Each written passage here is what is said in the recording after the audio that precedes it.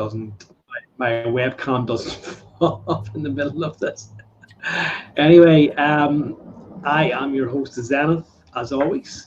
This is another episode of the Spirit Channel. My lovely guest is Victoria Rader. She is someone who I've been in contact with a while now, and someone who has really taught me the value of looking twice. The value of looking twice, because initially I kind of thought, well, I'm not too sure, but I'm so happy to have taken another look and realize, oh my God, there's so much more about this person that I had no idea about. And like if there's like a Swiss Army knife of spirituality, of manifesting, it's definitely Victoria, because I don't think there's any aspect of this sort of stuff that has been left uncovered. There's so much that you do, Victoria, and I've listed some of that down, but I don't want to get bogged down in all of this sort of stuff. But definitely there's so much there that you kind of do, and I was like, oh my God, is there anything that you actually don't do? From talking about love, from quantum physics, talking about oneness and Christianity, to tapping or EFT, to quantum freedom, to creating your own apps, to your YouTube channel with all your different videos on that, to talking about being homeschooled, to talking about conflict through resolution, to your video programs, to your audio programs. It's like it really is. It's absolutely. Yeah. I'm overwhelmed now, Zenith. I'm overwhelmed. Let me just. It really is. So there's been a lot of not quite research, but a lot of like, right, okay, I'd better get this lady down to things. So, do you want to give us just a little bit about what it is that you do? More than just the kind of stuff that I just kind of reeled off the top of my head.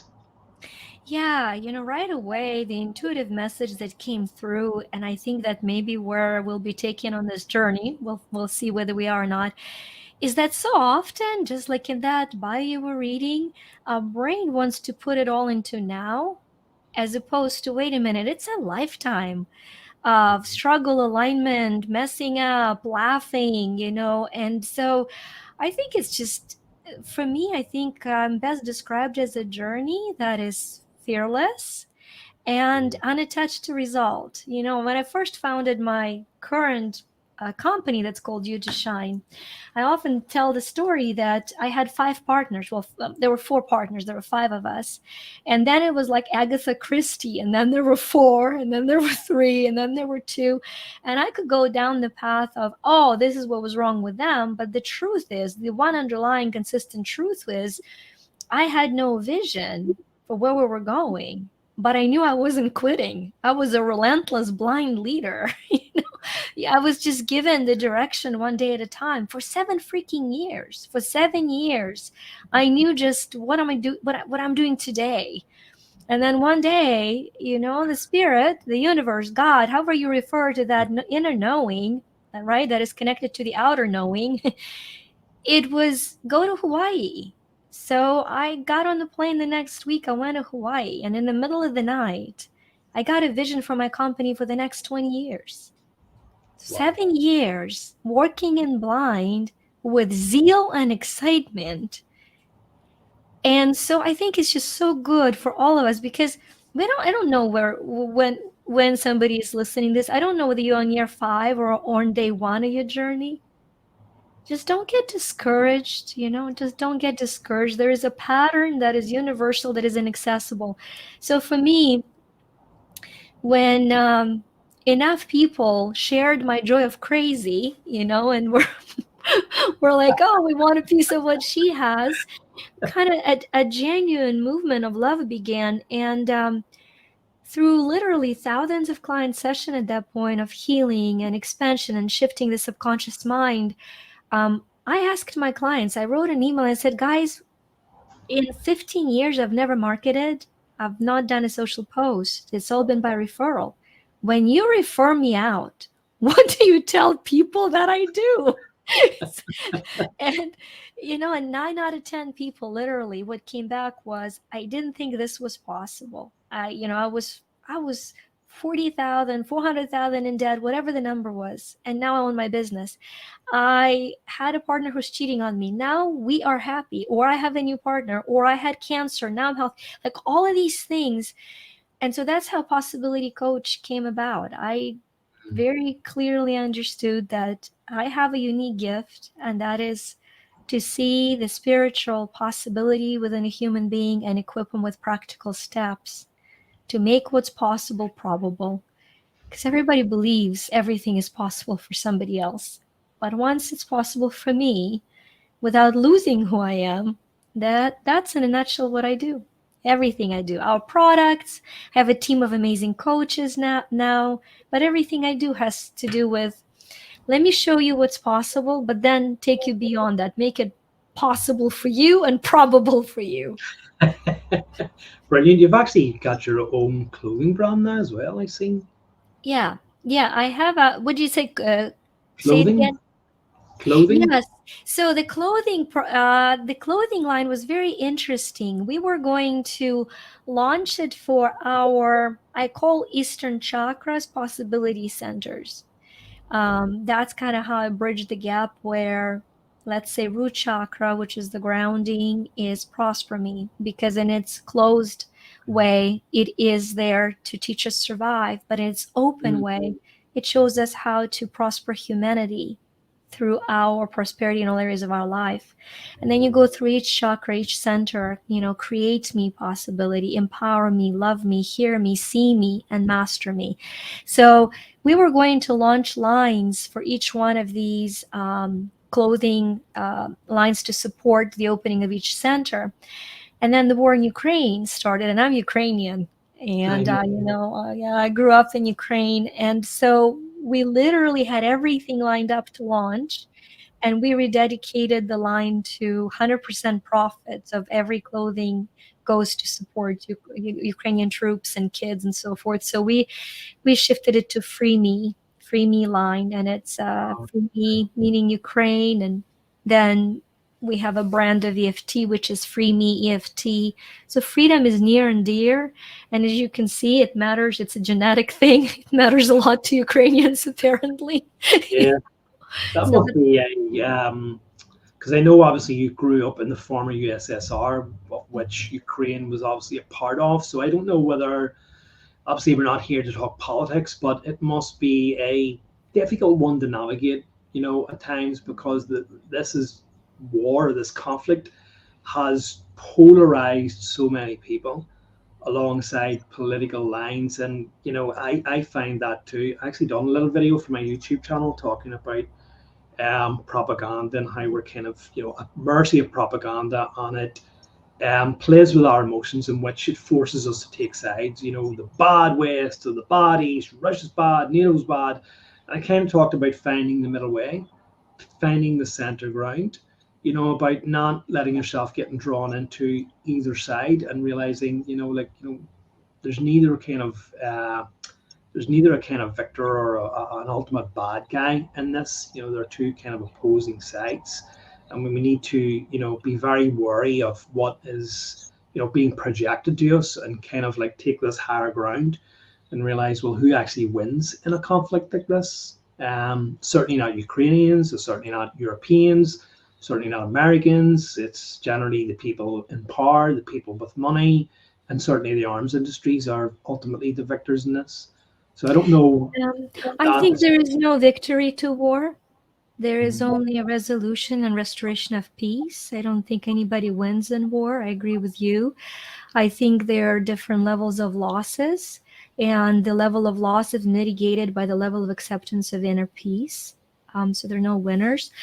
But I think on a since I work with subconscious, not only individual and group, but also planetary subconscious, this is actually an amazing example we can take and expand into our daily practice of how subconscious programs work. So we're going to take the concept of freedom. So when you are at a low level of frequency, I call it, powerless me. When you're powerless, you feel things are happening to you. Life is unfair and things are continually happening to you. So you can find yourself in those moments, and it's not the way of being, it's the moments of being. When you say, how could it happen? Oh, come on, how many more times? Those are moments of powerlessness. It's good to hear them. And then there is a power hunger, and the power hunger wants to restore the power and get it back.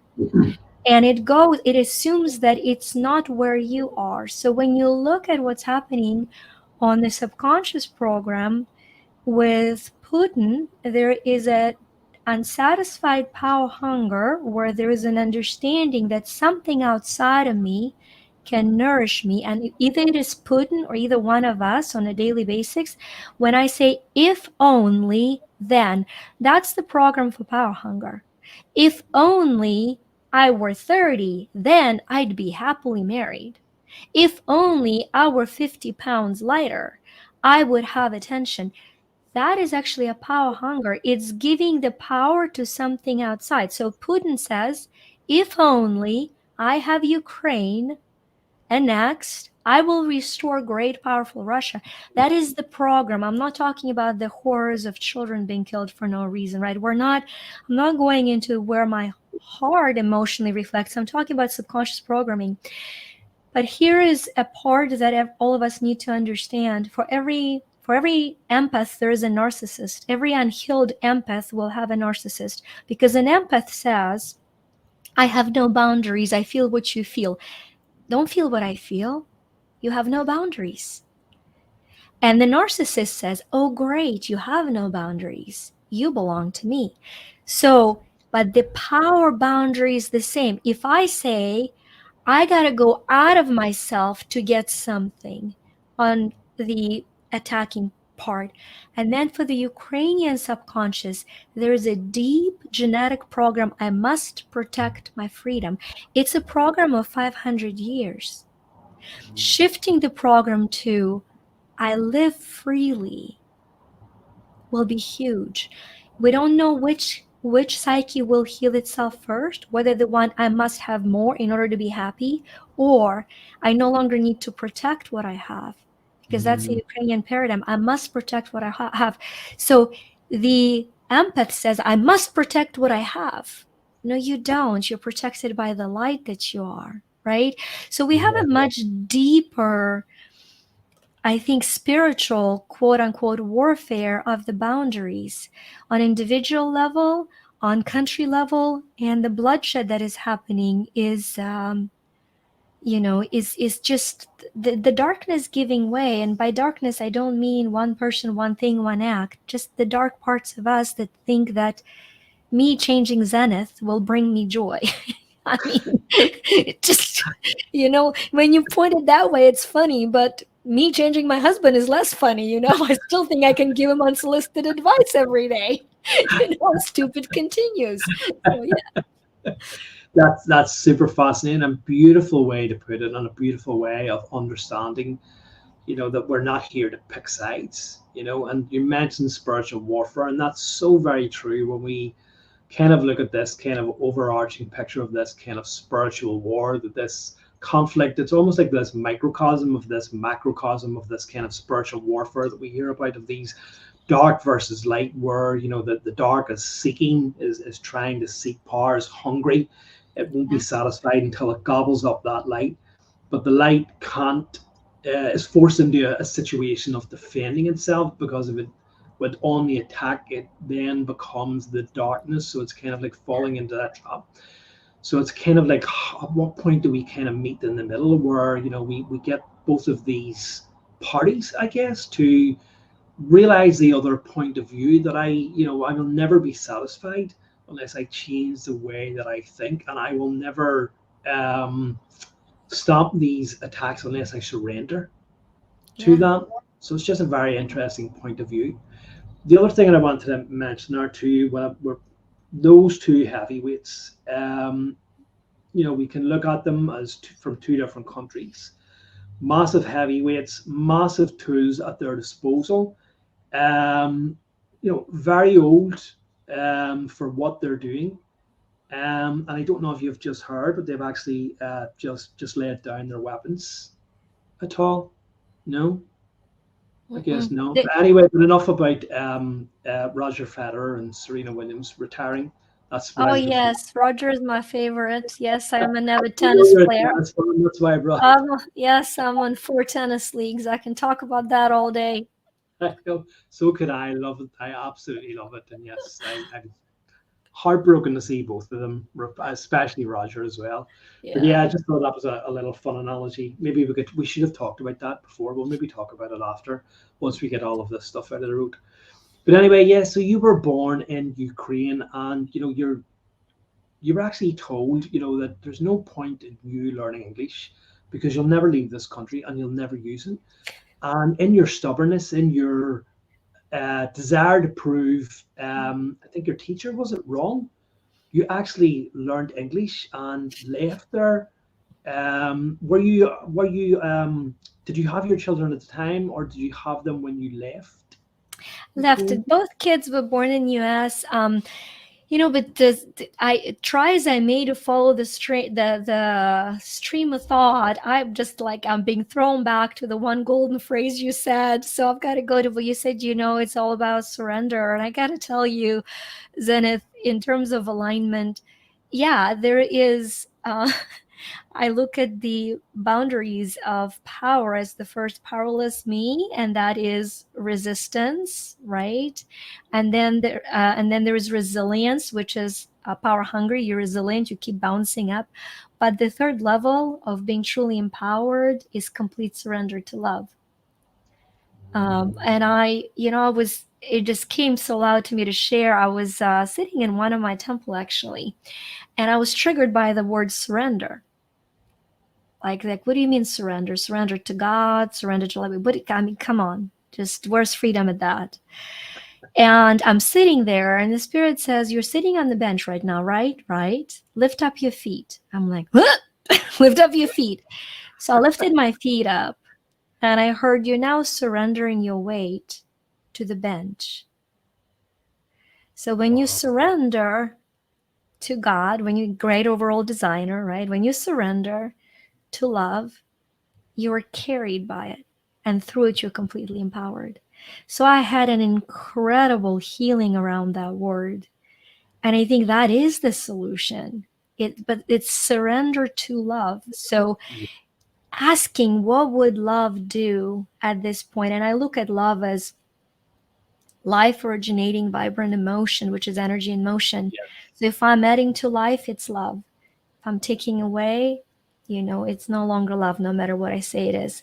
So yeah, with the teacher, going back to that episode in this frame, she was protecting me, right? She didn't want me to be hurt. It wasn't a negative. Very often people that limit us the most are people that love us the most in their capacity. She was like, wait a minute, here's this girl who's, yeah, like you said, pretty determined, which wall, who's bleeding, I'm walking through it. So, and she's like, life could be easier if you just learn, German, because there's a social block in Germany. You can use the language. Why would you be learning English? You're wasting your time, you're wasting your energy, right? So it was that need to protect me from me and protect me from my destiny, because it made no sense. She gave me a phenomenal gift, because in those years when I was, like I said, blindly walking day at a time, saying I got to do this seminar, I got to do this, and I really did not have further guidance.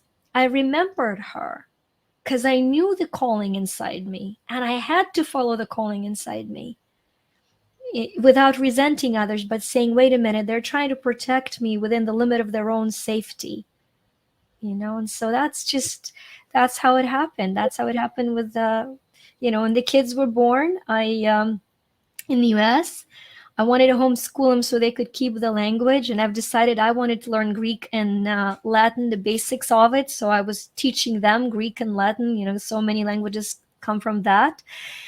And we decided to go to Greece. Well, we Victoria the Third decided to drag her little kids and her mom to Greece. So we went for 3 weeks. Kids were very young. My son wasn't quite 5. My daughter was 8. And I have zero sense of direction. And this is pre-GPS era. So good news, if you drive wrong direction on Crete, you run out of it, you can turn around. I've done it. It's a doable island for people without direction, you know. So my joke often is that my spirit was going to Hawaii, and then because of sense of direction, it ended up in Ukraine, you know. But that's the point. So, but you know, trying to kind of make sense out of that. So we've gone to Greece with the kids to study the Greek history. And when I came home, my sweet husband sat me down and he said, "I don't know how it's done in former Soviet Union, but in America, nothing is attached to the plastic little card you've been swiping. Welcome to debt." So that's how I learned that there is concept of money management. God for me, that is just so funny. You're cracking me up here. Yeah. Oh, hang on. Oh, goodness me. Yeah, do you know what? But like what you're saying there, just kind of going back to that teacher, and I think that's the problem with our societies. It feeds into this concept of surrender and protection, back into those things that we were talking about. You know, this conflict. You know, the need for surrender and this need for protection. Is that this is why we face so many problems in the world today. This is why our generation after generation keep growing up with problems and things that need to be fixing, because we are born into this system when we grow up and we're taught the same lessons by our parents, who think that in order to survive in this world, in this system, we need nurturing, we need protection, we need to be kept safe from bad choices. And you're right, they think that they're doing us good, but they're just perpetuating the same system that we've been in for thousands of years. And they're not understanding, they're limiting themselves to the possibilities. They're limiting themselves to unlimited possibilities. They've confined themselves into this narrow system, that there's nothing outside of this system. The possibilities are too remote. I cannot see those possibilities. But there's kind of you saying, well, I believe in a different possibility. And when we do that, we limit the possibilities for ourselves, and we cause so much unhappiness that we drag through our early lives right up into adulthood, until then people end up coming to someone like you in need of your services to kind of break down those barriers, to kind of let the light in, to show them new possibilities. Yeah, and I think the biggest misnomer in the spiritual world is that is the relationship, you know, with money. We're not terrified of anything as much as we're terrified of having money. I mean, come on now, because you know clearly, if you have money, you cannot be enlightened. I mean, did you not read the book of the great gurus of this earth? Broke means, you know, and it's fascinating because I think that. If you look at the language, and I love analyzing English like my fourth language. It's not my first, second, or third, right? It's my fourth language, but I love it because it just makes such simple sense. Like you talk about cash flow and the flow of water. So the water flows, the river flows through the banks. If you think about it, without banks, there is a puddle. Without water, there is a canyon. The concept of the river has to be the banks, the structure, and the water, the currency. Here's another money word, currency. Yeah. So people talk about being in the flow, but they don't want to have structure. It's against the universal law. We're afraid, a lot of spiritual people are afraid of order. Why? Because we carry the dogmatic poison of law and order as it's been forced by political societies. But the order in its pure form gives structure to the spiritual flow. As a matter of fact, if you want to intensify the flow, you move in the boundaries closer and the flow intensifies. So you think about it now with money, the laws of energy, money is the easiest that the creator had for us to learn to work with energy. It cannot be easier than that. Healing is harder. Try love. That's a full-time job. But because we're terrified of order, of structure, of simple rules, we as humanity are broke. We're in puddles. And so we can talk of connecting to the energy of oneness, be detached, like you and I were talking. When I find myself on top of the mountain all by myself, I know I'm not enlightened, I'm delusioned. It's a big difference. It's lonely. It's Yeah, so it's yeah, because I run away. I'm running away from the beauty of order. And so that's why, to me, it was such a literal no-brainer. Say, wait a minute, currency, current, water. Just like water gives biological life, just like energy of love gives spiritual life, money gives economic life. And here now in this physical experience, if we want to thrive, not to be alive only and not to survive, we want to learn the boundaries and trust that they won't suffocate us. Money is a magnifier, it doesn't change who we are. People say money changes you. No, money shows who you are. That's why so many of us are afraid of having some. Because the crap will flow up. beautiful. Yeah, I guess it's the word money. It's the concept of money, and that's, I guess, why so many people are taking to call it an energy transfer rather than a money exchange. Because as you say, it's just this flow. We need to keep this in flow. It's not about hoarding this. It's about keeping it in flow. It So gets stale. There you are. It gets like, what happens to the water if it doesn't flow? stagnant. Or Yeah, the yeah. seas.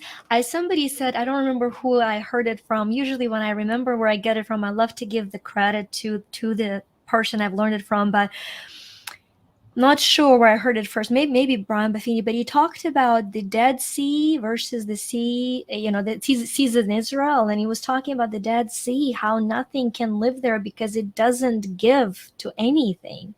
It doesn't flow. So you take any water that does not come out, it's stale.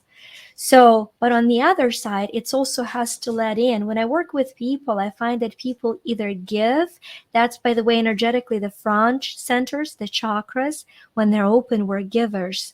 And I shake them up saying, being a giver, I have the right to say it, is the most selfish way of being. Because nothing makes you happier than give, okay? Period. So now that we're on the same page, welcome to the Selfish Giving Club. Let's learn to receive, because when you receive, you give somebody the greatest gift, an Mhm. opportunity to give. It's an exchange. Yeah, Wow. Yeah. yeah. Amazing. Yeah. So some of us know how to receive, don't know how to give. Some of us keep giving. Who needs to receive? I'm exhausted, but there's still an inch of energy in me and a soul to be saved. I mean, I know it because I've lived it, right? So Yeah, you're right. It's absolutely nothing. And that feeds into the concept of service, where we try to be in service so much and we get caught up and I need to do this and I need to do that. But by giving of yourself so much and trying to help so many people and all of these, you're not actually helping anyone because you have no focus. You're not actually helping anyone. So sometimes it's better to rein that in and to focus where you're giving your energy, where you're focusing your output. And as you say, take a step back and with that bit of time, then learn to receive, because that will strengthen you. And then you'll want to give out more, in that kind of direction. So it's a flow. It has to be this exchange, doesn't it? And people who are too, it's great that you want to be this completely unselfish person, that you want to think nothing of yourself, but that is almost like you're trying to be this martyr. And really, at the end of the day, who are you helping then if you're running yourself into ill health and potentially, well, death, if you want to call it death? That is the end of your opportunity. That is the end of that. So you've just sold yourself short by running yourself down, by running yourself into ill health, by causing a death, running yourself into the ground. Then you've just kind of wasted the opportunity. You've wasted the rest of this life to help kind of continue on in that kind of fashion. I agree so much with what you're saying, Zenith, and I think that there is this pattern where, yes, for so many centuries, it was all forget yourself. And then the pendulum shifted to you first, you first. And I love that you're seeking balance, because in my little mind, like telling a gospel from Vika, is love is. So if you are channeling love, if you are surrendering to love, it is, I love me and I love all. There is no longer a need to be choosing between the two. So I love myself to draw the boundary of self-empowerment that no longer enables you to be dependent, but also love you to empower you in an hour of need and growth. And so the true experience of love will not take away from either loving yourself in favor of another or loving another in favor of you. It just is. There's this balance of love is, where you're feeling fulfilled by loving and serving, and you're not sacrificing. Although there is a law of sacrifice that I love and honor and understand, but sacrifice is not wasteful. Sacrifice is an investment, another money term. We have energy, time, and money. We can waste it, spend it, save it, or invest it. In our unclear way, we equated sacrifice to waste, but it is the highest investment. So once you understand it, then the law of sacrifice can be working in your favor beautifully. That is, it's a beautiful way to to state it. And I guess looking at yourself and your own journey and where you've came from is that you invested in yourself first. Because by investing in yourself, you're now in a position to give back, to help other people. But without that investment in yourself, without that self-love, without that recognition of I can do this because I believe in myself, you wouldn't have been in a position then to help other people. So people think, well, by investing in myself, by thinking of me first, not in a narcissistic or selfish way, but by trying to evolve yourself, by trying to, educate yourself, motivate yourself, become in a position where then you are enlightened, or, you have invented these programs or created these programs. You're then in a position then to help other people. So if you don't invest in yourself, if you don't have that self-love about you, you're not going to be able to really affect much change. Yeah. And I think it happens simultaneously. It's like a gradient, right? The thermostat, we can set a thermostat from 60 degrees, so you're in Celsius, right? So from 17 degrees to 21 degrees, we can set the thermostat. It's a click. But then the thermometer, so our mindset is a thermostat. I'm setting the mindset. But then the thermometer is the efforts, is the daily efforts. And unlike a thermostat, the efforts have to coincide 1 degree at a time, 17, 18, 19, 20, 21. I think there is a gap for people between that. So if I say, yes, a lot of people a lot of people that come to me say, well, it's easy for you to contribute all your profit to Ukraine. It's easy for you to send money because you have money. And here's this, remember I talked about powerlessness? That's what it sounds like. If I had more money, I would do more. That is where the deception starts, because whatever you make right now, and it's a promise to anybody, and I've had not hundreds, thousands of clients now validated. Today, no matter what you make, you're going to, starting tomorrow, live on a very simple formula: 70, 10, 10, 10. What does that mean? 70% of what you make are your life expenses. You don't spend more than 70%. 10% you pay yourself, it goes into your savings. Non-negotiable. 10% is going to your investments. If you have debt, your investment is to pay off that debt. That's where the 10% goes in. You invest into freedom from debt. And the next 10 goes to charity. I was living this concept when I was living on $1,000 a month. I didn't wait to be making $1,000 an hour. It is because I lived on $1,000 a month, paying 10% to charity, 10% to saving, 10% to investment, that I can now do what I do. There's no other way. So if you take nothing else from that, that's the most empowering, practical order of prosperity. And then it thrives. Yeah, I see that formula being replicated now by so many millionaires and people who have that. They donate so much of their money to in that kind of formula. So it's obviously, a formula which I don't want to say is catching on because I don't know enough about it, but it's obviously a tired and tested formula where people are recognizing that by giving that you're empowering, you're still receiving, I guess. Yeah. Yeah, it's it's back to the universe does not give us what we want. It's flash. People like, well, what do you want? Go manifest it. Yeah, I wish that was that easy. It just doesn't work that way. We don't get what we want. We get exactly who we are. Period. The dominant frequency. Now, Bob Proctor, who was in Secret, I got lucky. He was my coach for a while. And Bob and I, who What impacted my was? life tremendously, he and I disagreed on one very simple point. I taught statistics for years. So that's where my disagreement came from. He said, when you manifest something, you have to be at that frequency 100%. So if I'm manifesting something, I got to be vibrating that feeling, that knowing, that acting 100%. I'm like, Bob, have you met people? I mean, come on. Come down from the mountain. Come down from the mountain. And so, statistically speaking, this should give hope to everybody. This is what keeps me alive on those days when I don't want to get out of bed, which are many, by the way, right? I'm human. So it's 51%. Your dominant vibration is 51%. So when I talk surrender to love, I'm not talking 100% on a cloud. If you do that, you're no longer here. Congratulations, spirits, I talk to you.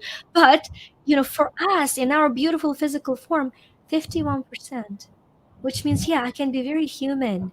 Yes, I'm allowed to get angry. But as long as I process it and I surrender back to love, and the feeling of gratitude for the process of surrender to love is 51% of my reality, I start vibrating love into the universe. So the reason we want to give is because when I am giving, that is who I am. And what gets returned to me by the universe is giving. I am giving, so the universe is giving back. As opposed to I'm manifesting receiving, but I give nada, and then I burn books saying none of this stuff works. I mean, this is another way to be, right? So just we receive who we are. And if we receive ugly, it's so beautiful of an opportunity to find that ugly part of you, to love it, to forgive it, to nourish it, to walk with it, not to deny or punish it, but to say, hey, buddy, look at what we created. High five. Let's do better. Yeah, that is amazing. I love all of that. That's so, so true. So many people are like, oh, go away. I don't want to know you. We have to embrace that and realize that it's just as much as part of us as the sunny side that we like to portray to people. And that part of us is there to help us learn, to help us grow. So it's important to give it its attention and bring it up to the table and give it a seat. And that 51% that you're talking about is so relevant and so prevalent in spiritual kind of terms as the kind of goal that you need to be in service, do you need to be in love to other people if you really want to, grow as a spiritual being as whatever. So I really resonate with that too. Back to kind of more I don't want to say mundane things, but back to you, I guess. So you became after you'd kind of left and you'd had these children in America, you homeschooled them, and through your discipline and through your desire, you actually became like 1% of the top real estate agents in 2009. Yeah. So, they say ignorance is bliss, and in my case, it was. I mean, in most cases, it's not. But I got into this. This is true story. I come home with the debt, and I go online, and I'm determined to homeschool kids. Now, for those of you that are so impressed with my parenting abilities, yes, it was spiritually guided choice. The spirit told me it was a good choice for my kids, but in a practical sense, I'm not an early riser. So waking up in the morning and taking my kids to the bus stop was not an option, okay? So this is a real reason why I homeschooled the kids. Well, I slept in, school started at 10 in the morning. Nobody was neurotically angry, which is what I do if I am awoken before the bare hour. So, just so that But you were working so hard as well, were you not? You were working so was. incredibly hard. I So was. let's get that So, down to pure labor. So the yeah, so the truth was, it was the big why, right? I literally went online and I said, what can I do in America to make money while homeschooling my kid, while staying home? And in 2007, the real estate in America was huge. Homes were flying off the shelves. There were 30 bids, and I'm like, oh, I can do that. So I get into real estate licensing, and I get my license 2008. The recession hits, and I put my neighbor's house on sale. The woman who trusted me, we put the house on the market. And a month later, I'm like, I think the market is like 50 grand down. She's like, but you told me we could sell it for that. I'm like, I know what I told you. Like, I was there, and I was so honest about communicating. And obviously, the news were catching on. She knew that. And so, the smartest thing I've ever done for her was to say, look, it is going down. We just have to go down faster than it does so you can still maximize. And because of the honest, vulnerable conversation, she was my first client. My neighbor trusted me. We sold her house. She then referred me to all of her friends. And she said, if you want honesty, you've got Vika, you got. So once again, that's how working by referral started. I got a coach with Buffini and Company, the real estate coach, because I felt I was so out of depth with my skills. In my book, Prosper Me, I talk about the law of growth and the formula. This hopefully helps somebody, is that it's your mindset times your skill set times your efforts that equals results. I find most people lean into their one strength. Most people that are spiritually minded are all on the mindset instead of growing their skill set or putting their effort. People that are much more third plane, that are working hard, they just want to get by with just the effort, probably need skill set or the mindset. So for me, my mindset was polished. It's something that's just there. If I see it, I will have it. But my skill set was rotten. The market was changing. So I got every possible education I could. I worked hard, and then I put the effort, and the effort was very simple. It was, no matter what, communicate with the client each possibility of what happens, good or bad. And it was so new for people because so many agents were terrified of what was happening. They were trying to make things better. They were not understanding. If I didn't know, I said, I have no idea. Let's find out together. And communicating with people openly, it was just like wildfire. People started referring me. I had to get an assistant the second year. And before I knew it, my office, by the way, I keep my Sundays to my family and my kids. I've never done an open house or worked on Sunday. And my broker told me, you will never thrive in this business if you don't do Sundays.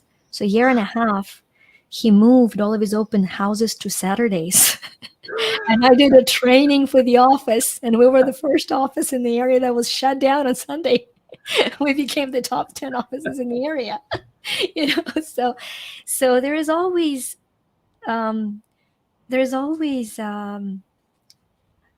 possibility of success the second you let your ego die daily. That's a painful death. I had to literally witness my ego die daily, because more than once I had to tell my client, forgive me, I made a mistake. I didn't know how to do this before. You're the first person I'm learning it with. And ironically, people responded to that. So I became a top 1% and then started doing business coaching on these principles, and realized that while I could teach skill set and I could teach effort, the mindset, I lacked skills to teach. So I went and got a PhD in metaphysical studies to learn everything about mindset. And that's when I got all of the energy modalities and subconscious training, so that I could say, okay, if you need skills, do this. If you need effort, do this. But if you need mindset, do this. Brilliant. I want to move on then to obviously a lot of the stuff that you do. And as I said, you have so much, including a YouTube channel, which has just dozens of videos and dozens of topics. You have YouTube Lifesavers, Money, I Happy, YouTube Soulmate Manifesting, Universal Laws, and maybe my favorite, which is Conflict Resolution 101. But what if they are an asshole? Yes. You like that one? Okay. It's a popular topic in couples. I've helped lots of couples with that. But there's a 4-step rule that is fantastic and it works every time. What doesn't work in relationships is inability to validate your experience as human. Somebody like Alexander says, somebody's being a complete asshole, and you're like, I can't think those thoughts because they interfere with my frequency. I won't create abundance and peace on the universe. No, no, no, no, no, you will. They're an asshole. Let's just start with it. It's very important, when somebody is just being that. Very important to validate in your mind. Okay, this should be put in big bold letters in your mind. You go like, man, what an asshole. Now, the step 2, it's very freeing, right? We're not judging their spirit. We are naming their behavior, and we must validate behavior. Why? So we can dissolve it. You cannot forgive something that is unnamed. That's very huge for subconscious. So we name the behavior. The second step will depend on whether this person is somebody who's close to you and is a part of your daily life, or somebody who is cutting you on the highway. I don't know how the roads are in New Zealand, Australia. I mean, maybe it's better in US. It happens. So let's say if it's my husband. My husband, by the way, when I do a seminar, gets on stage with me and says, "You're now looking at the original asshole." so the second step is the ownership. So first you say, oh my gosh, what an ass, right? What an asshole. The second one, you think, wait a minute, they're my asshole. That is a huge shift in frequency. You go from statement of the fact to the ownership of relationship. So I'm going to talk down the close person first. Oh my gosh, what an asshole. I can't believe he's doing this again. But you know what? He's my asshole. And then number 3, because he's my asshole, I choose to forgive him. It's so huge, not to ignore, not to suppress, to daily forgive. And then the 4th one is literal choice. I choose to love him. Now, if an asshole is an abuser and you say he's my asshole, you want to ask, should he be? Should she be? Right? This rule, this is not an abuse empowerment rule. This is an empowerment in a healthy relationship. If you're in a relationship where the asshole stands for severe abuse, that's when you get to say, he's mine, she's mine. Should they be? Right? Maybe they should be somebody else's.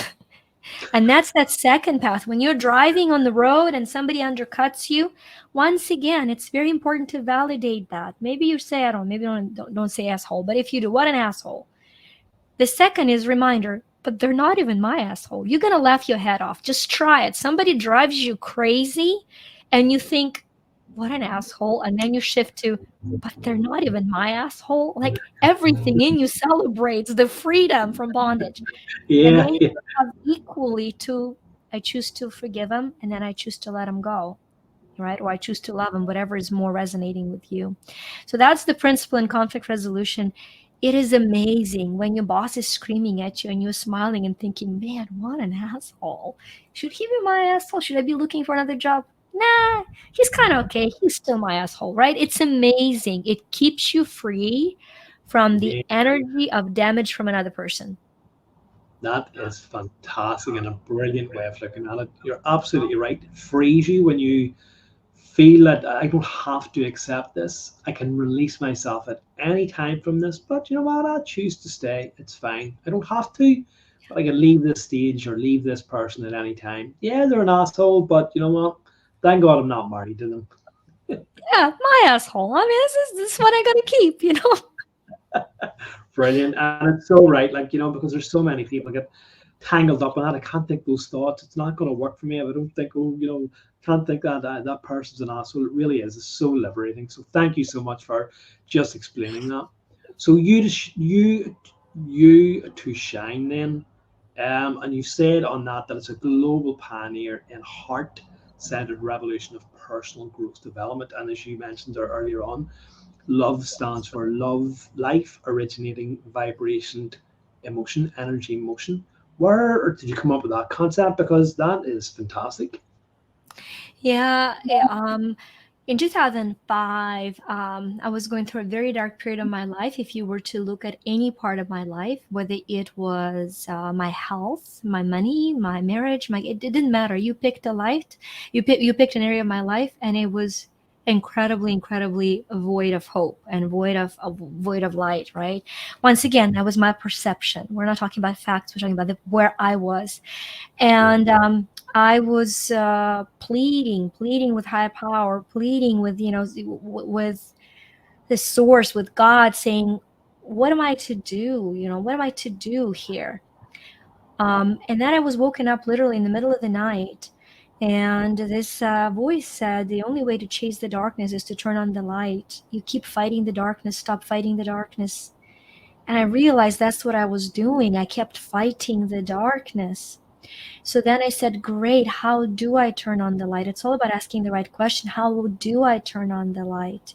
And this is when I realized that one of the greatest metaphysical philosophers is Shakespeare, right? We don't think of him as such, but his quote that gets quoted all the time with none of us fully understanding what it is, it came to me on the walk: to be or not to be, that is the question.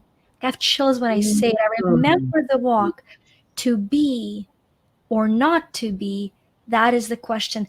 And I started looking at my life, whether I was asking the dark question, how not to be betrayed, how not to be lied to, how not to be sick, versus how to be trusting and trustworthy, how to be fit and vibrant, how to be prosperous, how to be loved.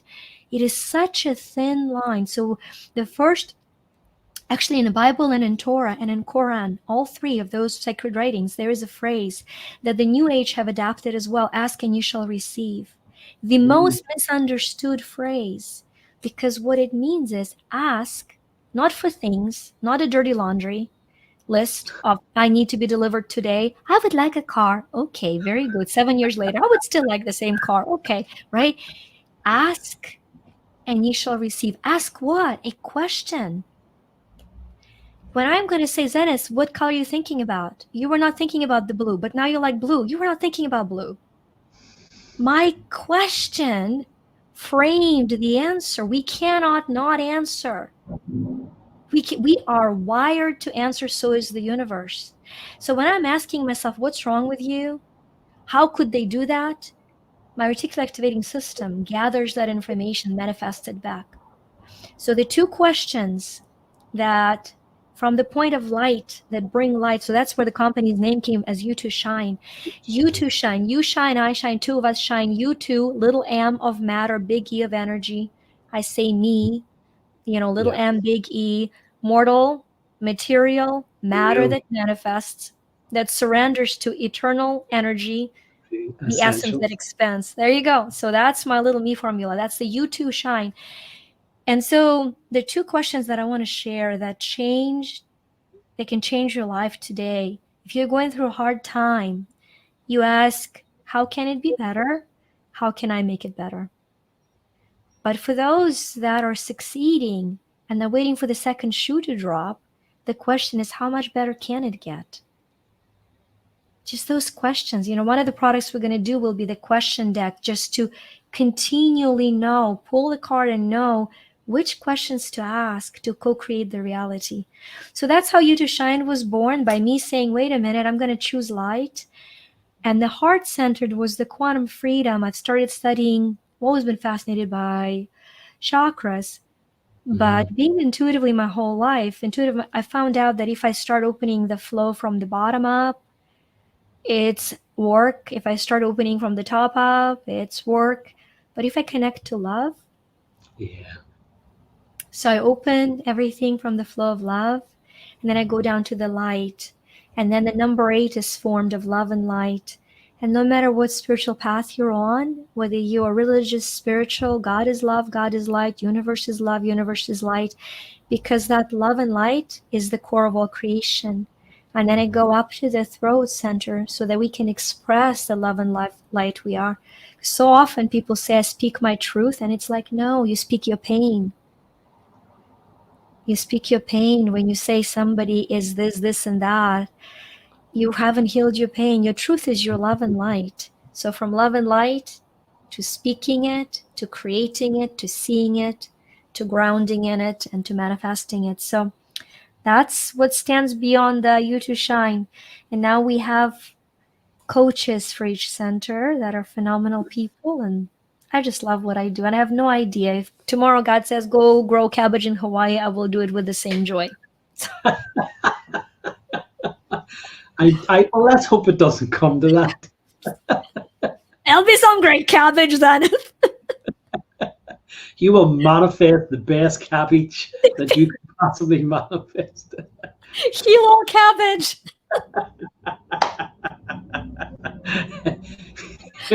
Who knows? Maybe that will be your next business venture. Manifested cabbage. I don't know. Never know. Ah, goodness me! You need to patent that. That goes up. Oh, goodness me. So I take it this, these teams, they're part of your Empower Me team. Yes. Yep. So The how did that team. happen? Well, I'm assuming as this began to take off and you began to attract more and more, you went, I can't do this all on my own. So how big is the Empower team? And We have 12 people now, 9 already onboarded and are on the side. 3 are in the process of onboarding in different areas, and it's all naturally formed. And the purpose for the team is to give every aspect of opening the possibility centers to infinite possibilities. And the package that we're not releasing yet, working on for them as their packages within each one of their unique abilities, is the mindset. I like asking questions, and so people often talk about mindset. So I've come to ask what that is. Came up with a set of 6 mental faculties of imagination, intuition, memory, perception, reason, and will. And so that way, when a client comes to any one of our coaches, and they first can assess whether they need to change their mindset, skill set, or pattern of effort. And if it is mindset, then they can assess and say, your imagination is off the roof, but your reason is like hiding in the corner. So you are unreasonably imagining things that'll never come to pass. So, just making the bridge between the two. For me, my reason through the years was suffocating my intuition. I intuitively would feel guided to do something, and then my reason would step in and explain to me why this was not gonna work, or why it had to work. It's more so with no, right? It's more so yeah, with no. When I would look at a person and be like, oh, they're going to be so great at it, and the little gut feeling was like, not really. And I'd be like, but look at the statistical analysis. Yeah. yeah, that is so true, isn't it? We sometimes work against what our intuition's saying because we're so eager to have this person on board. We think they're going to be such a good fit, but somewhere in the pit of our stomach, we have that little feeling. We're going, oh, I feel it, but I don't really want to acknowledge it because I think that this person's going to be such a great fit. And 9 times out of 10, if not more, we should have really listened to that gut feeling. So yeah, really important that. So how did quantum freedom then come about? How did that? Was that part of Ah, the package or? Quantum freedom is a miracle in a nutshell, because by December 2019, I was doing a lot of in-person seminars for manifesting, seminars for health. I have a beautiful space back in Virginia. They were selling out. I had people on wait list. And so I woke up one morning and this was a great idea, take the group online. And I'm like, that must be because I'm running out of space. And so we launched it as an online subscription for spiritual work in all areas of your life. I have like group healing, which is physical. I have dedicated works like Science of Getting Rich, or, Course in Miracles that are recorded. Then I have, for people that are really into high spirituality, I do spirit gene code activation. So different weeks, I have this program. We launched it on January 24th, 2020. And of course, the world shuts down by March. And by then, all of our business was shifted to this subscription group. And what gives me more chills is that because I'm bilingual, I speak both Russian and Ukrainian, and I have a lot of clients in those areas of the world. that gives me chills. By January 2022, I had a strong feeling to add a Russian speaking version of Quantum Freedom, which we launched. We launched it exactly a month before the war started. Wow. And it's become a phenomenal place of healing. I do have people from both Russia and Ukraine in that group. People that are seeking light and that are seeking peace. And we do healings for the resolution of the peaceful resolution, and which is coming, hopefully April, May, but which is coming. But so in a nutshell, Quantum Freedom has been a beacon of light for me, for those that have subscribed. I believe it will grow exponentially, but it's one of my big whys. It's what I live for. I live for to create those programs and do them. That's just the most fulfilling process for me now. Absolutely. There is nothing more fulfilling than giving healing, to see people come to you, especially people who've been through conflict, who have suffered isn't it PSTD? It is PSTD, isn't it? PTSD. Yeah, PTSD. PTSD. People who have been through that, who are shell shocked, who have had their livelihoods destroyed, who have um, been dislocated, not only physically but mentally, spiritually, to come to you and to leave your company and your team's company, empowered in a much better state. That is so fulfilling, isn't it? It is so utterly fulfilling. I, as someone who's done healing, I absolutely can't think of something that is more noteworthy and more kind of giving back, more being of service to change someone's life. So I totally agree with you on that. Absolutely. So then we have the Me apps, and I did mention that you're like the Swiss Army knife. There's just no end to this stuff. You've created these little apps. One is Empower Me, which you've said it is a personal journey of empowerment. Then there is Master Me, which is practical application for law of attraction. So talk to us about that. I know obviously the story about it, which is about, for people who can't really afford, um, these courses. It was a way of like 1 minute, 2 minutes of little kind of inspiration, little quotes and stuff that you've taken from some of the stuff that you do that people can use on a daily basis at a very little expense. Talk to us Yeah. about that. Yeah, Master Dash Me is the app that is one time $3, yours forever, and it's a calendar attached app with daily energy activations. They're called energy activations because they take an affirmation and it is energetically charged to change the wiring of your subconscious and the physical brain, right? So that you can live at it.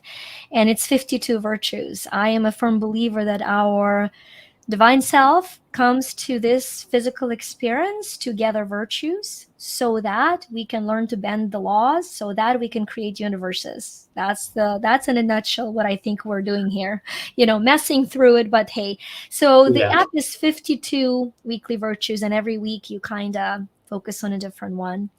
The Empower Me app is a continually growing app. That's the app that's going to continue to expand. And that is the app that invites you to really assess at depth your growth and healing. That app is $20, well, $19.99, so $20 a year. We're planning on keeping it that way while increasing the value exponentially. It has 3-minute guided meditations for each chakra. So if you're looking to, for example, I'll give you an example of, so many people are trained in the world that no news is good news. So as a result, our brain reverses it to that there's no good news for me. And so we're waiting for bad news. So there is a 3-minute meditation that rewires your brain to receiving good news. People do that and they're like, oh my gosh, I got so many good news. So there are these 3-minute meditations that are super empowering for people that are processing grief. We have a My Grief set. With work with clients, I find out there are 99 aspects of grief. 99. So Wow. the app energetically matches you. You shake the phone and it pops up the aspect of grief for you to process. And there is going to be a validation for it, steps to visualize it. Once again, if you cannot afford $100 for a coach, but you need help, just like you said, Zenith, that is where you start. And I say start because by using the app, against all odds, you will be at a point where you can then continue the journey in person if you choose to. Yeah, So, that is so inspiring, so empowering. Breaking it down into those small, tiny components and thinking, because there's so many people in this line of work. I guess so many people that we interview, because I also know that you're also a podcast host yeah, as I did a well. season, but you're a hero who keeps going. I did a season. You have that experience, and um, I'm sure you've been on so many shows as well where people talk about their own kind of work, and there are so many people who run these courses and they're completely outpriced of a lot of people, especially in today's climate, this energy crisis and all the rest of it. People are really feeling the pinch.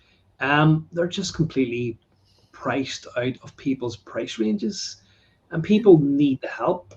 So many people, I think that everything that we do in this world revolves around healing of some description. We're trying to heal ourselves from all the things that we've been conditioned into, even from this physical incarnation, because we're less than perfect in this. So everything that we're doing, for me anyway, revolves around healing. So to price someone out of something that they could really benefit from isn't particularly helpful. So I love that idea that you've invented something that is a stepping stone for people. That is something that, because when the chips are down, when you're in those dark periods, that sometimes you can't think of the bigger picture. So you have to grasp onto something. You have to grasp onto the little, smallest, tiniest pieces of inspiration or positivity that you've got, like the roots of a plant or something like that, to stop yourself falling off into that Yeah. blackness.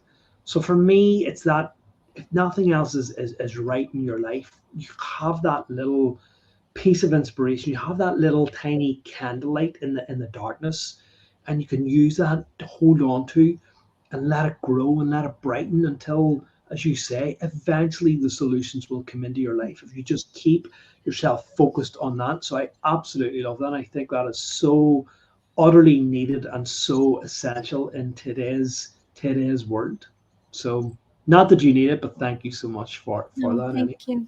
Oh, you know just what? I needed more than you know because, with when you pour so much, when you pour so much love and work, and for those of the people that haven't produced products, just realize out of 1999, after the Google, the Apple, the country, I mean, the profit is $1 per download, right? This is not a profitable financially scheme. But once you hear that that little app has kept somebody alive another day, you don't care about the burden you carry financially to be developing it, right? So then it's appreciated more than you realize, honestly. Just because I think we all need to go the next day, and we do.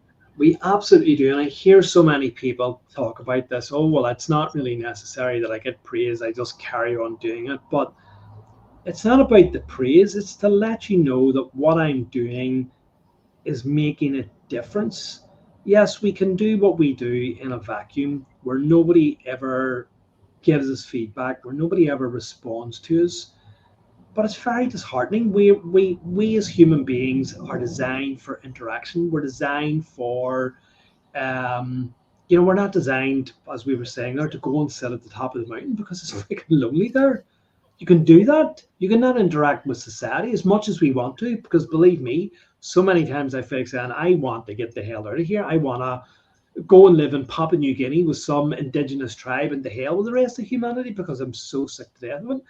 But we're not designed to do that. We're designed to be here, especially as bright lights, as souls who've come down here to anchor that light. We're here to help shift the rest of this population. We're here to help shift the rest of humanity.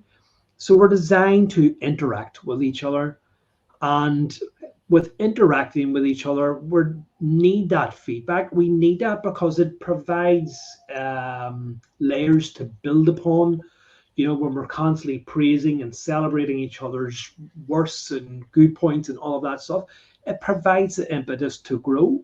It provides the impetus to carry on. And sometimes you do get that little bit of disheartenment.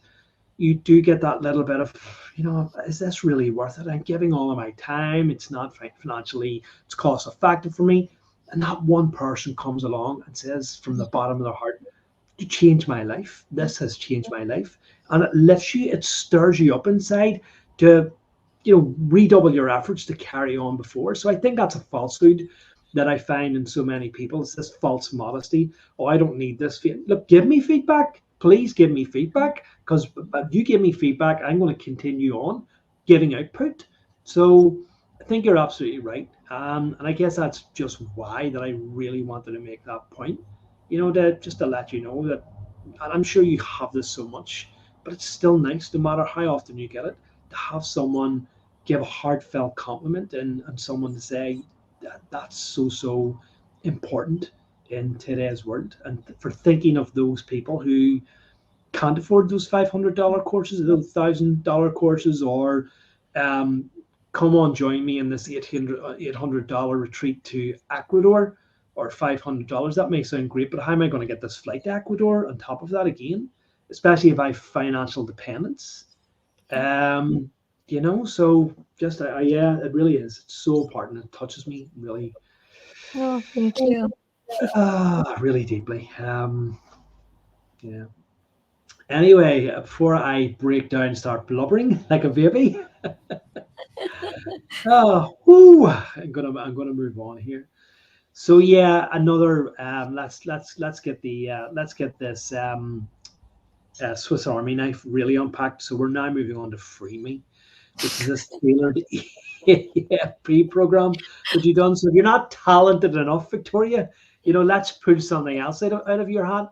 Already pulled up these rabbits. Oh my God, we've doves, we've all sorts down here now. So yeah, you obviously do EFT as well, which is emotional freedom technique. And I've heard other people, had other guests on this. I kind of know a bit about it myself as well. So what is different about the EFT program that you offer, which is different from all these other people out there? I think first I want to honor, right, the founders of EFT that even made it possible for me to do Free Me EFT, because they gave rights to, and I think they knew that subconsciously, intuitively, that it probably was yet not fully developed. So if you think of the history of EFT and how it's been created by phenomenal men, but men who mostly were the masculine, healthy, beautiful energy. What does that mean, masculine, beautiful, healthy energy? The masculine energy creates space. When it's unhealthy, it goes to war. Mm-hmm. When it is healthy, it clears the disorder. It clears the way. And that's what EFT was doing. It cleared the way. It tapped by naming things that bother you and tapping on the the points of release. You cleared the way.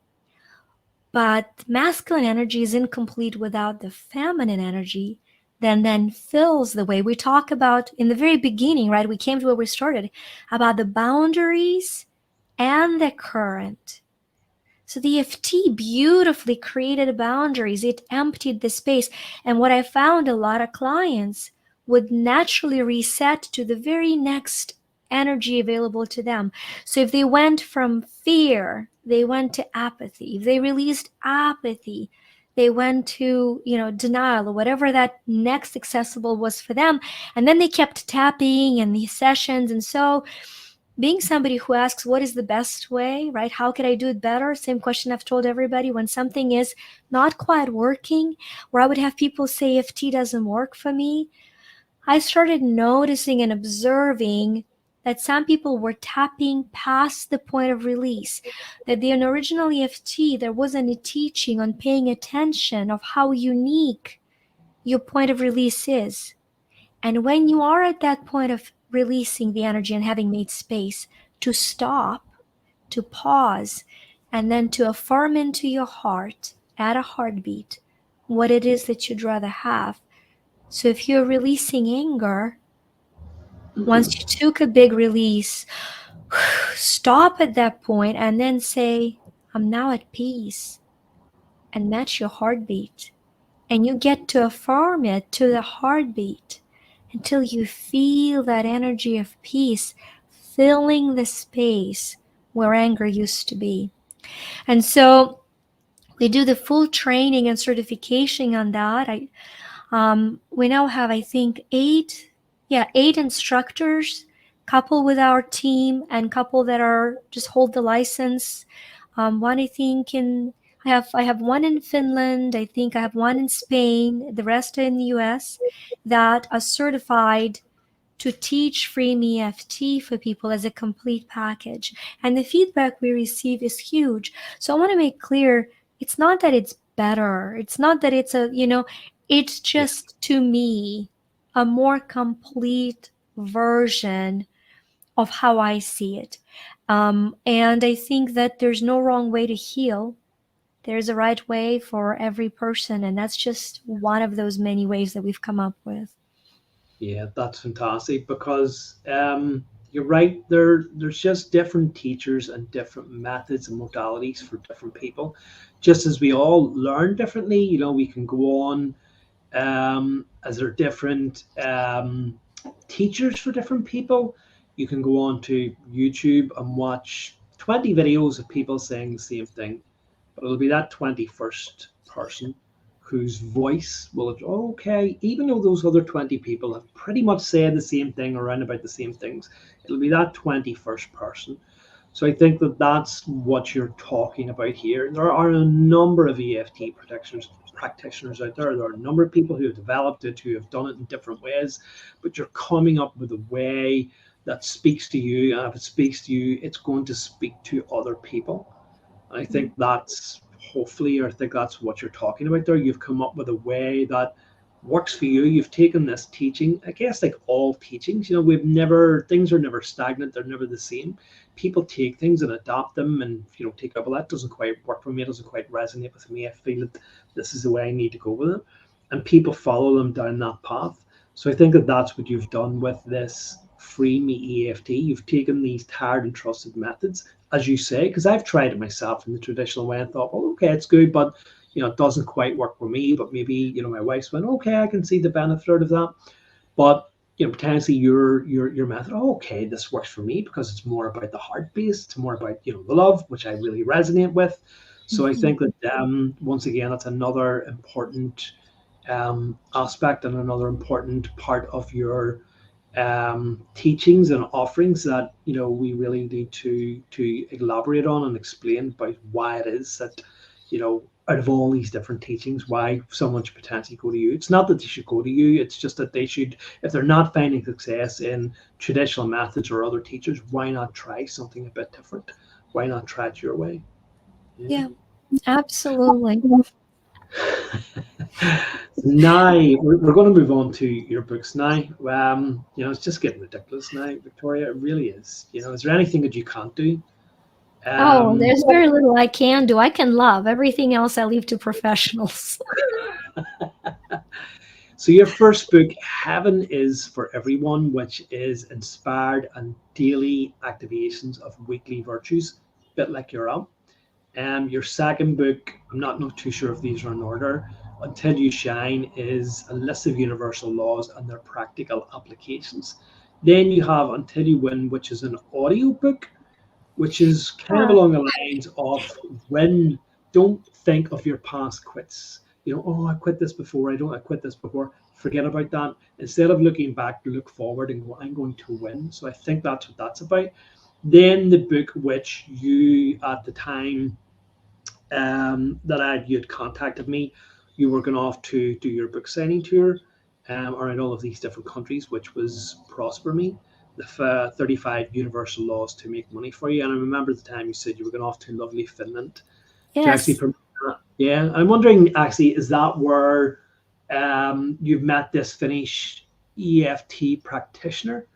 Is that where that came about, or were they already in place? They were already in place. They're part of the team, and they're just wonderful, wonderful friends, team members, and family, I guess at this point, that hosted the book signing.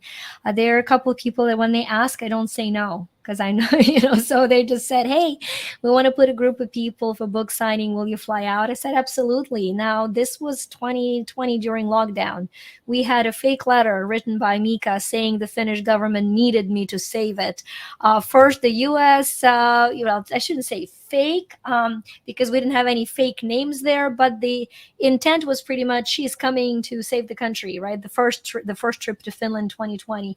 So knowing that I can make to Finland anytime, signing the book in 2022 was no was no problem. But the books are great. They're a journey. Any author that's that's writing will know exactly what I'm saying, is that you outgrow your books, and you look at your book and you go like, oh my gosh, how could I write it? But you understand somebody on their journey or exactly where that needs to be said. So there was Until You Win, and then until You Win, the original publisher stole all the rights and all the royalties for the first 2 years. So we had to republish it just as electronic copy to have it. Yeah, the Tate publishers. Yeah, a year and a half for royalties. It's a fascinating story of me learning, a lot of things, valuable things. And Until You Shine is actually my doctorate.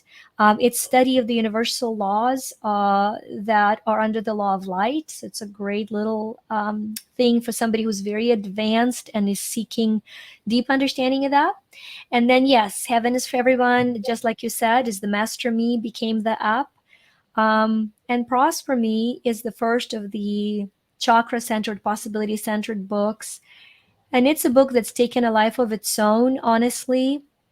It's the first book that I felt called to be sharing and speaking on. The others I felt I wrote because I had something to say and I wasn't attached at all to who it reached.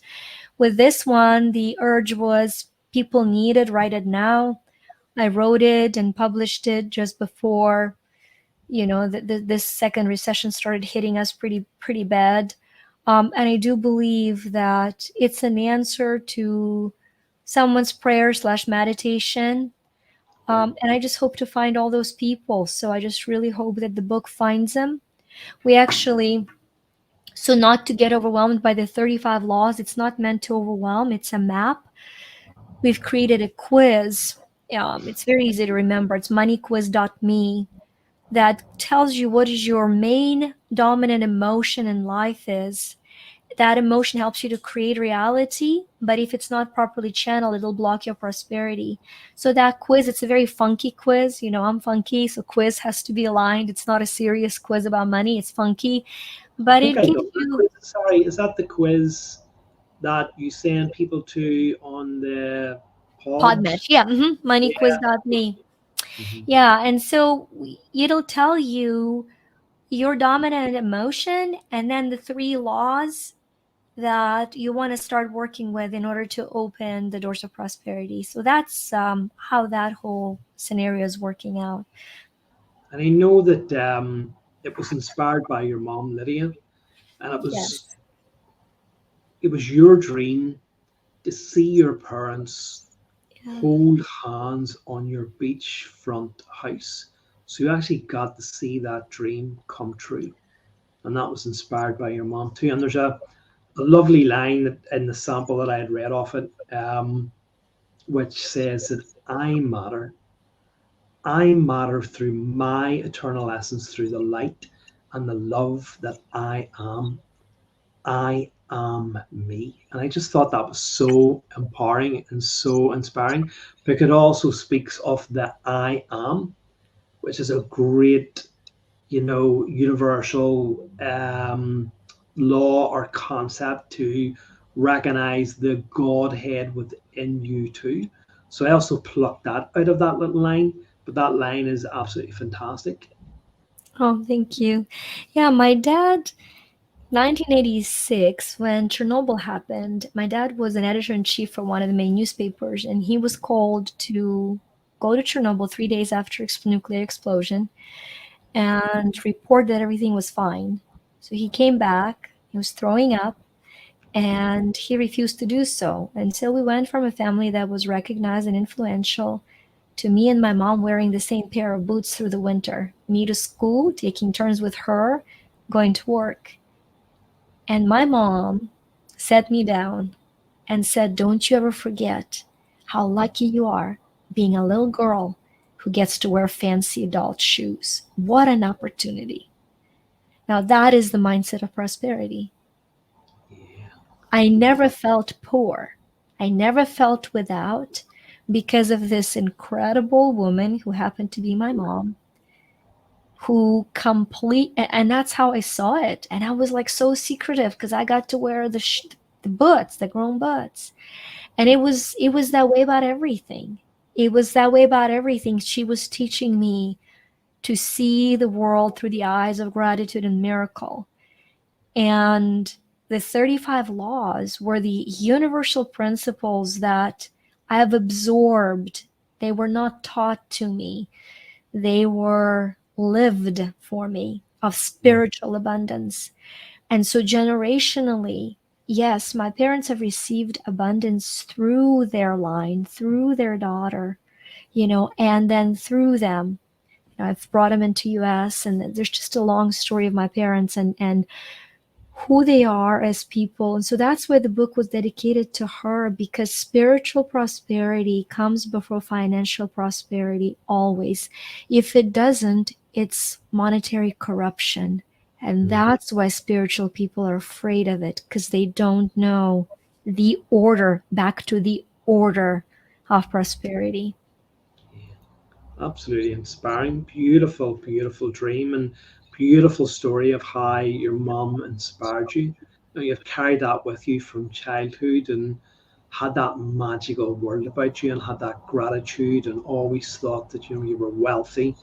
I've carried that on through your adult life, and obviously it's inspired you to write this book, which is a way then of giving back to your mom. So it's come back full circle.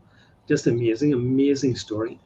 And then finally, I guess we should talk that you also do video programs as well. I picked one out. I'm happy through forgiveness because the concept of forgiveness is so powerful.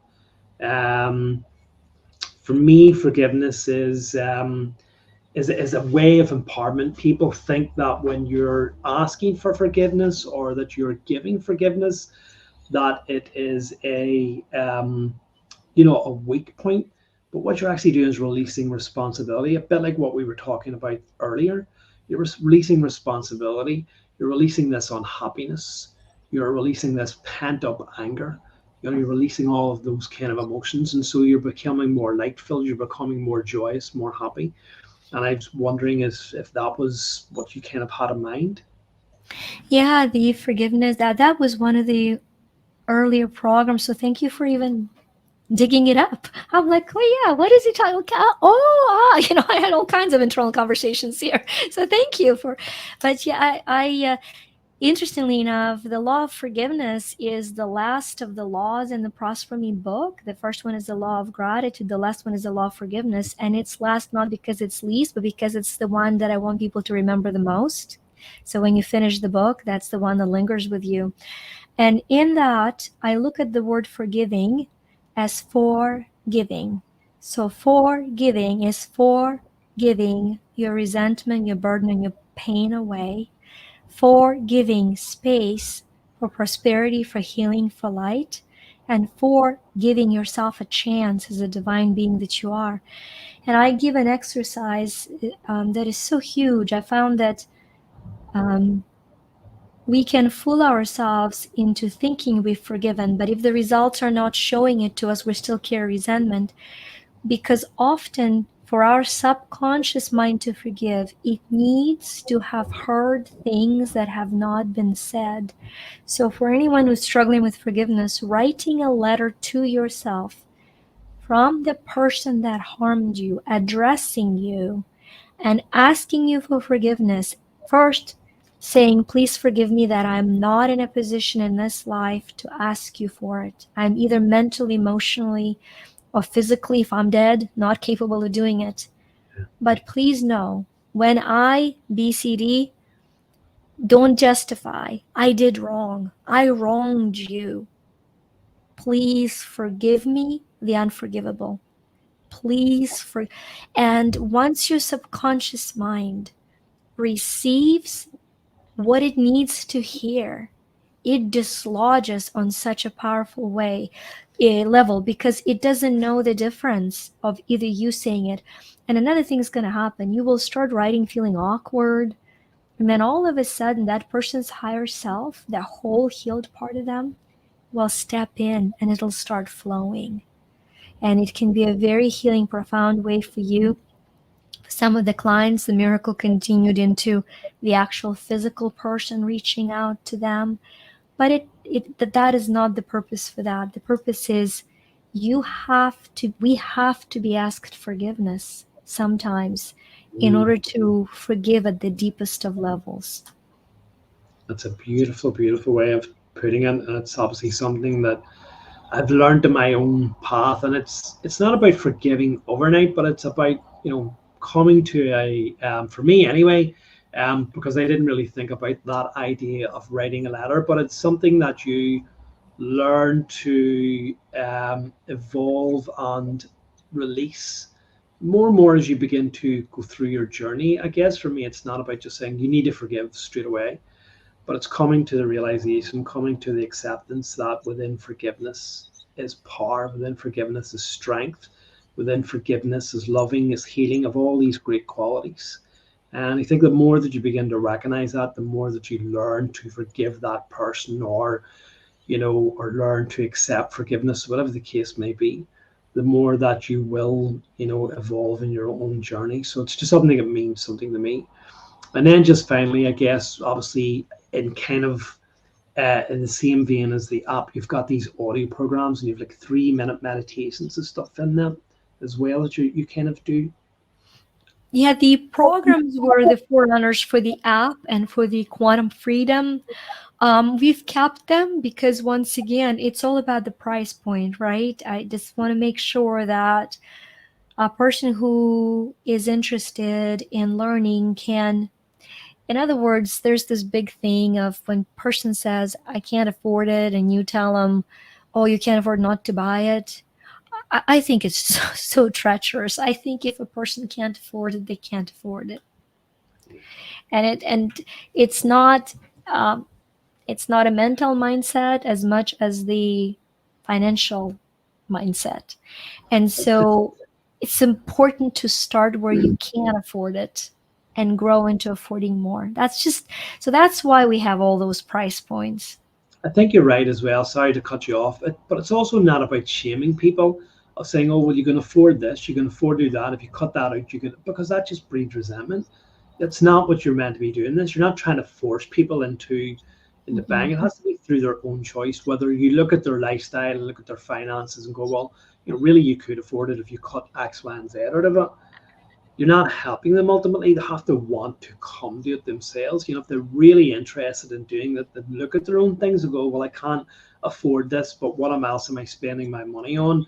If I cut down on that, and then I could afford it. So it's not about, as you say, um, telling them they can't afford it or saying, I don't believe that you can't afford it. They have to want to come to it at the end of the day, and to try and force it upon them is just not conducive or conductive to, their own growth. But I guess I want to find out then if there's anything that that if there's any more kind of tools that you're going to add to your Swiss Army knife that you haven't actually gotten done. What does the future hold, Victoria? Is there anything else you can come up with? Saving the world, maybe? Well, other than cabbage, you mean, right?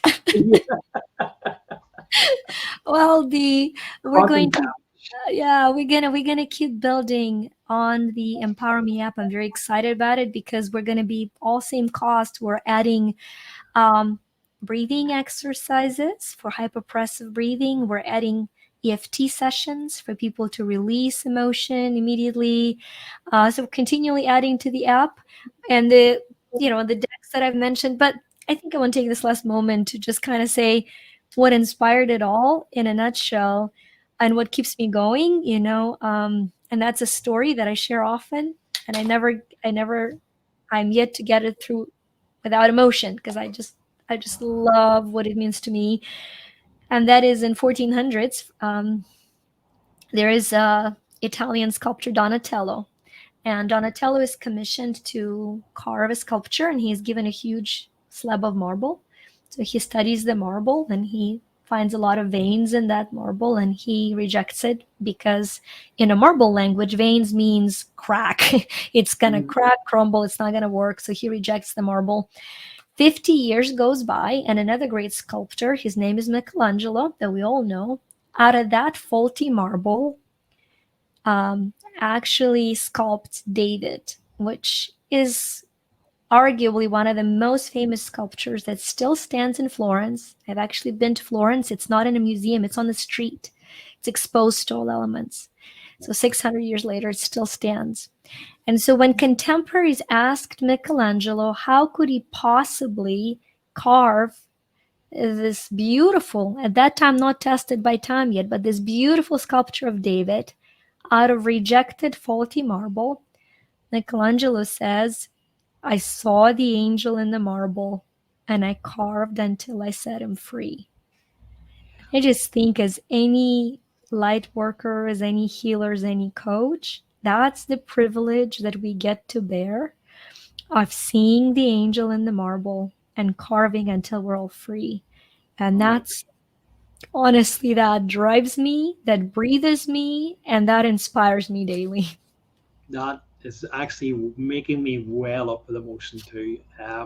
That is such a beautiful quote, and to hear your emotion is setting me off too, as an empath, and it is almost for the second time during this interview, my eyes are actually welling up. That is a beautiful, and not only is it a beautiful quote, because I've heard that quote, maybe not in those words before, but to hear you express it with so emotion, to hear the emotion in your voice when it speaks to you of the trials and the journey that you have been on, and you look back upon your life to where you are now, and it's not an easy life. And we don't know what the future holds. We can't see round corners. We don't know. Sometimes it requires a leap of faith, and sometimes it takes patience, perseverance, and sometimes we don't know how we're going to get through the next day. Everything kind of seems dark, but somehow we do it. Somehow we find these reservoirs of strength. Sometimes the guidance isn't always there. Sometimes we feel alone and bereft and adrift, like a boat at sea, that's lost its moors, and we've no direction and we're rudderless. But somehow through all of that, we make it. Somehow through all of that, through that blackness, that lump of coal, that we've become hardened, and we emerge from that lump of coal as this radiant, brilliant diamond that shines its light and is so beautiful and so empowering, but so sharp and hard at the same time. And that speaks to me of your journey and the emotion that you felt in that voice. And that's why it just hit me like a river overpowering me, where I just like, oh my goodness me. And it is beautiful, absolutely beautiful to have shared this 1 hour and 37 minutes with you, talking to you about your journey through the laughs, through the seriousness. And that's what we were talking about before this interview had actually started. And I'm glad that we've actually come full circle to this. We were talking about that we get so serious in this, and we need to have that humor. We need to have that humor, and humor only comes through great trial and tribulation sometimes. And you'll find that some of the most deepest spiritual people who care are not the people who, are aloof, who take themselves so seriously, but the people who can laugh at themselves and laugh at the absurdity of all of it. And I'm so privileged and so glad to have taken the opportunity to enter into a dialogue with you, and to accept your invitation to come on this thing. And I'm privileged that you reached out to me. Oh. Um, to interview you. It's not my pleasure, but my privilege. Um, Oh. and I guess there's no reason to leave you or ask you for an inspirational quote, because you already kind of answered that. So I'll just leave the interview now and just say thank you so much, Victoria, for being you, for being the Swiss Army knife of spirituality. Long may it continue, and long may you not only entertain those people who are in need of it and who can afford it, but always think of the poor kind of people that who would need this, but who can't afford it, and come up with innovative ways of reaching them and making your lessons and the things that you do affordable to them. Thank you, Zenith. And I got to tell you, when you were speaking so poetically, we're going to clip that. We're going to share that. And when you publish that book of yours, mine will be the first signed copy. There is such a voice within you that is mesmerizingly beautiful. So it's been an honor. Thank you. Thank you so much. Well, we're going to end the interview now. For you people who are watching this, and in the spirit of manifesting, Victoria and I are going to manifest Roger Federer and Serena Williams going to play mixed doubles with him and go off and have some quantum cabbage.